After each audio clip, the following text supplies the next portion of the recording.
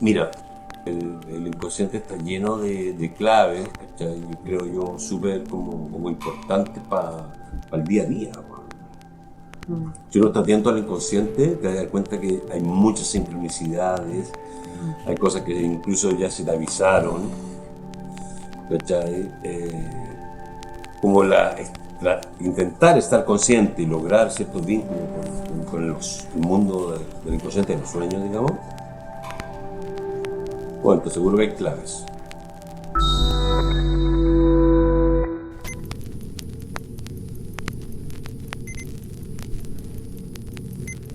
Y yo pienso que el trabajo que he hecho ha sido bien en el tiempo, de manera paulatina. Yo no me propuse estudiar arte, no estudié arte, pero las cosas que me fueron pasando en la vida fueron abriendo las posibilidades de que sí entrara al mundo del arte y que evidentemente lo quería porque es una manera en la cual yo me siento cómodo para comunicarme. Siendo hermano de una familia con ocho, ¿cierto? Yo soy el cuarto de ocho hermanos. También siempre es como complicado porque uno tiene que buscar su lugar en esas familias, ¿cachai? Yo soy del medio y los de arriba te sacan la cresta y los de abajo como que no pasa nada. Entonces, entonces y hay que buscar un lugar ahí, po. Y eso se fue como pregnando en mí con esta cualidad más femenina también que tengo. Y para mí sigue siendo eso hoy como un motor bien importante de trabajo.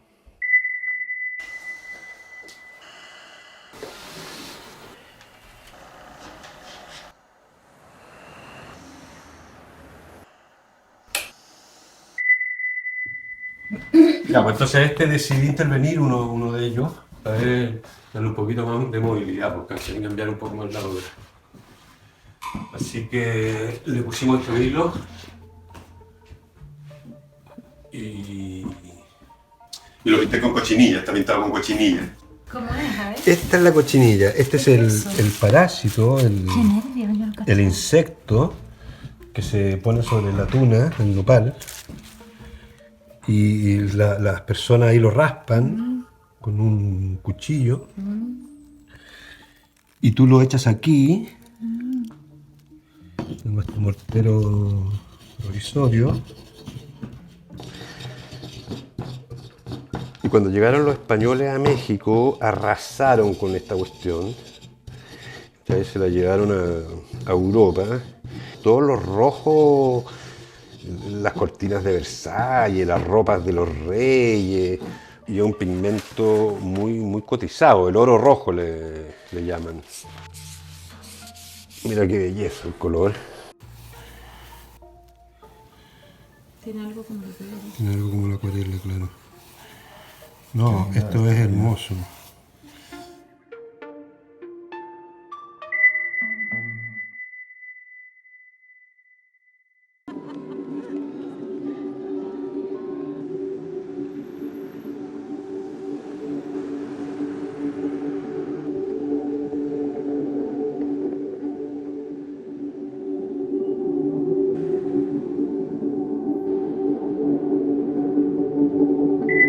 Cuando yo empecé a hacer arte como de manera más profesional, empecé con esta obra de los colchones, el 2002, y que se extendió hasta el 2010 prácticamente, y, y respondía a una situación de vida bien personal, bien particular, pero súper intuitiva. Yo tampoco tenía muy claro lo que estaba haciendo, simplemente lo hacía. Eh, yo empecé recogiendo colchones que estaban en la calle, tirados, y me los llevaba a mi taller sin saber mucho por qué.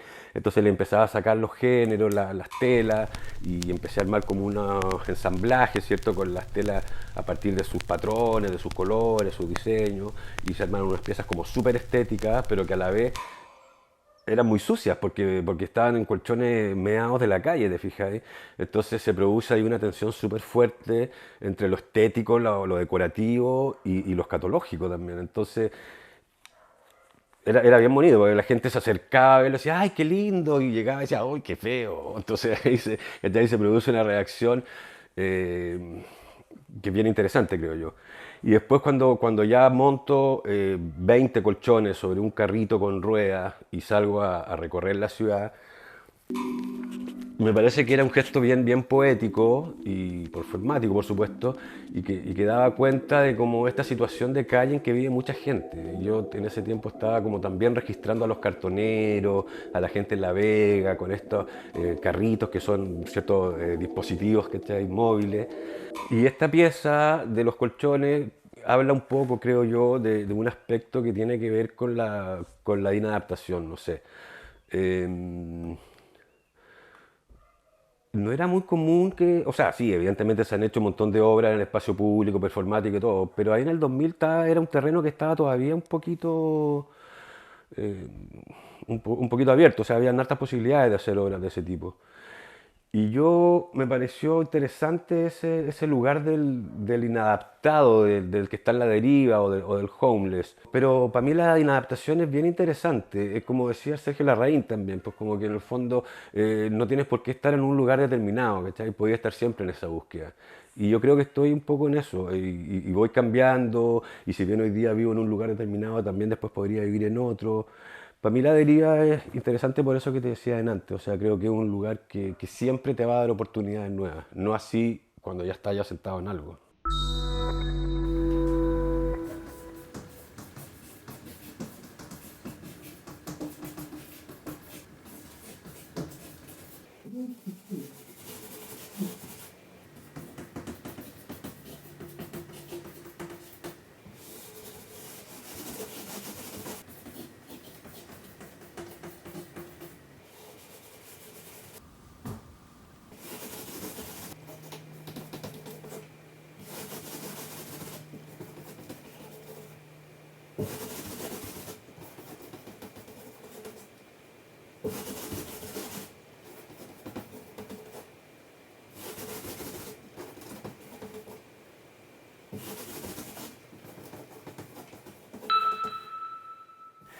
Texto y textil tienen el mismo origen etimológico, y para mí eso fue bien clave cuando me di cuenta de ese tema.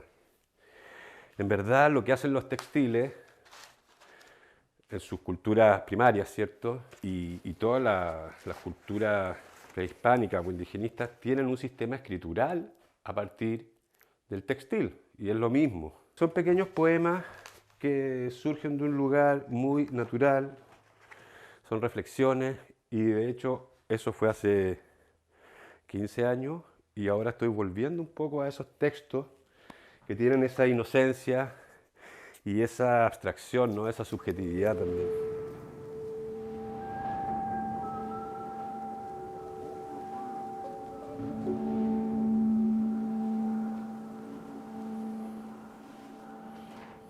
Bordean el absurdo también. Para mí el tema del absurdo es súper importante en el trabajo. Y el tema del humor. Por ejemplo, en mi actividad performática yo desarrollo, me interesa desarrollar reflexiones que rocen el humor, que rocen el absurdo en el contexto cotidiano, más allá de los dramas, porque creo que hablar desde el humor hay una sensibilidad mucho más cercana a la gente. Las reflexiones no se quedan en la desesperanza, y pueden hablar de la desesperanza, pero abordadas desde el humor o desde el absurdo, toman otra dimensión. Entonces, muchas de estos trabajos podrían ir bordados, podrían ir en soporte que tengan más que ver justamente con la tapicería, que es algo que he desarrollado mucho tiempo, ¿cierto? Y invite a reflexionar qué tipo de contraste, de choque y de encuentro pasan ahí, pero me parece mucho más linda las posibles interpretaciones, porque creo que lo que hace el ejercicio del arte es justamente abrir un campo de relaciones y interpretaciones. La verdad que estos trabajos emanan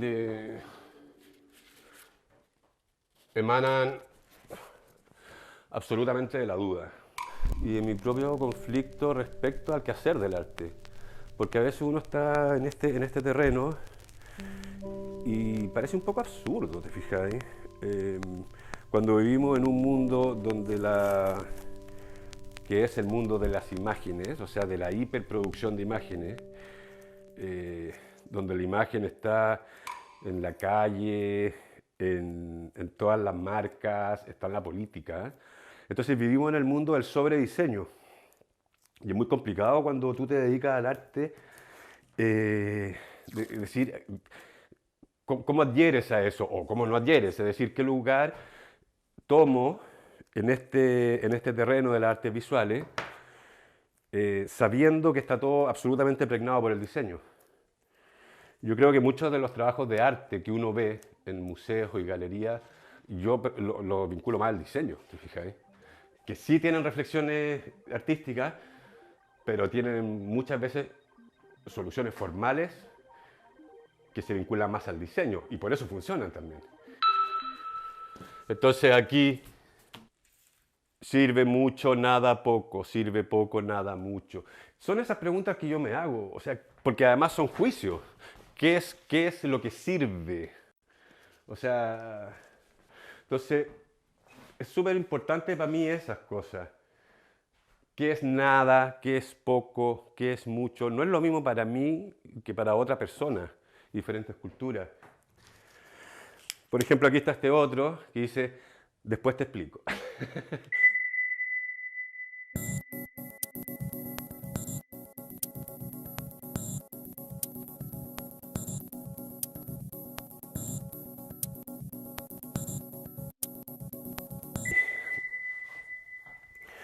Y como yo trabajé también con todo el tema de los colchones, de la calle, ¿cierto? Desplazados, luego al espacio del arte, en verdad estaba trabajando mucho el tema de la memoria, mucho el tema de lo simbólico y, y de los sueños, si lo pensáis de alguna forma, porque los colchones son la mitad de tu vida tú la pasas en un colchón, ¿cachai? Y tu momento más significativo de tu vida lo pasas en un colchón. Morir, nacer, amar, llorar, toda tu intimidad está ahí también. Y el colchón como tal se carga de todos esos fluidos y de toda esa materia y de toda esa memoria. Entonces es bien pregnante el objeto. Qué bonito, igual como que está ese mismo hilo conductor resuelto de otra forma, pero no ha quedado atrás el interés por ese espacio, que me parece súper bonito. Y todo se ha dado de manera como súper natural. Y creo que ahí hay un valor interesante en mi trabajo, como hablábamos antes, por cuanto no hay un como diseño de carrera, diseño de obra, sino que es un poco más intuitivo, ¿te fijas?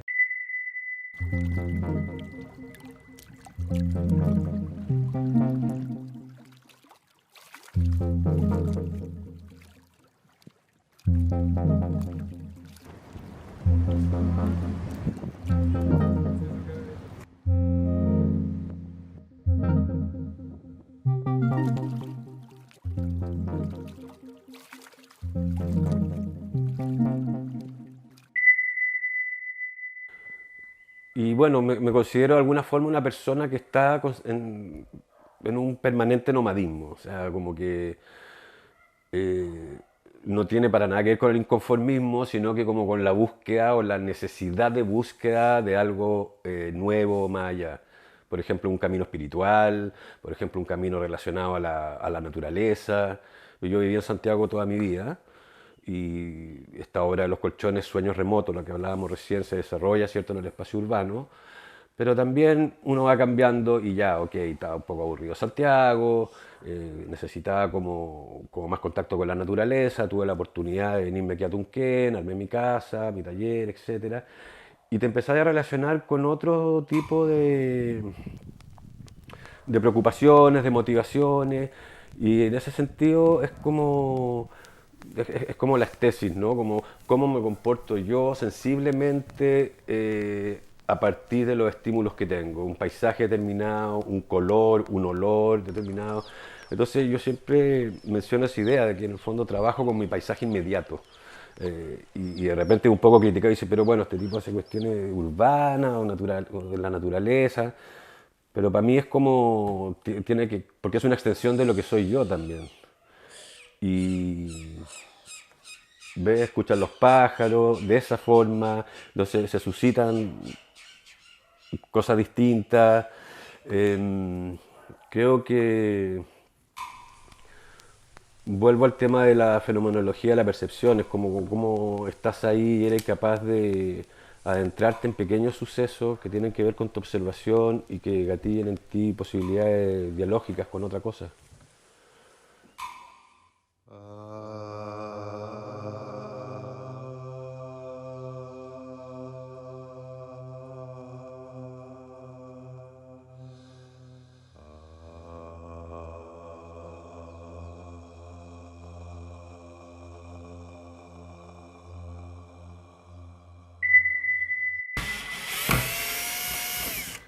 Esto es súper popero. Bueno, este es un trabajo que he hecho sobre Maya Rachel, como ven, y reflexiona sobre el agua, ocupando la malla como metáfora del agua, ¿no? Siguiendo el proyecto de la Tapanieblas. Ese proyecto lo inventó un chileno el año 56, si no me equivoco. Y este tipo lo donó a la UNESCO, fíjate. Y gracias a ese gesto es que se ocupan en muchos países para capturar la agua de las neblinas y las aguas que están en suspensión.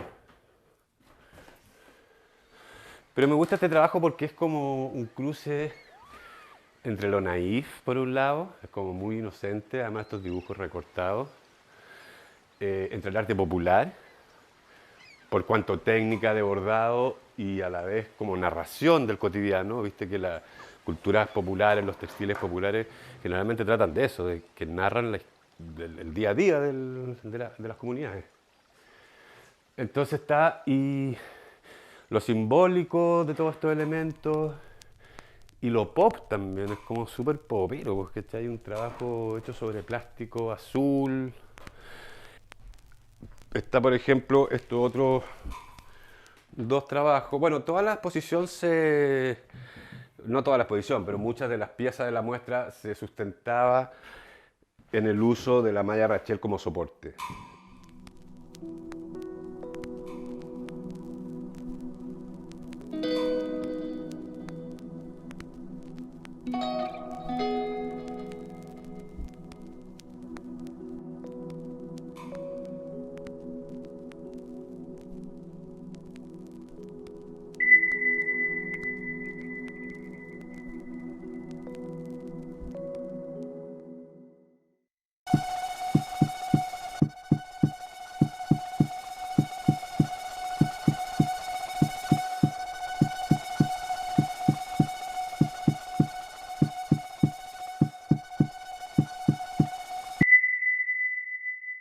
Yo creo que el tema del recorrido en mi obra, o en mi recorrido personal, en estos 20 años que estoy haciendo obra de manera profesional, por decirlo, es como...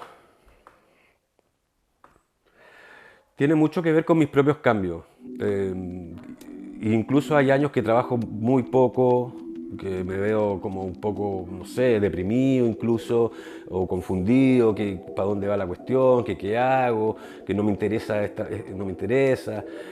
Y ya luego sale un proyecto y me interesa. Entonces también son ciclos, creo que he sabido como mirar y respetar esos ciclos en un momento como que me da un poco de ansiedad, decir no, porque tengo que producir.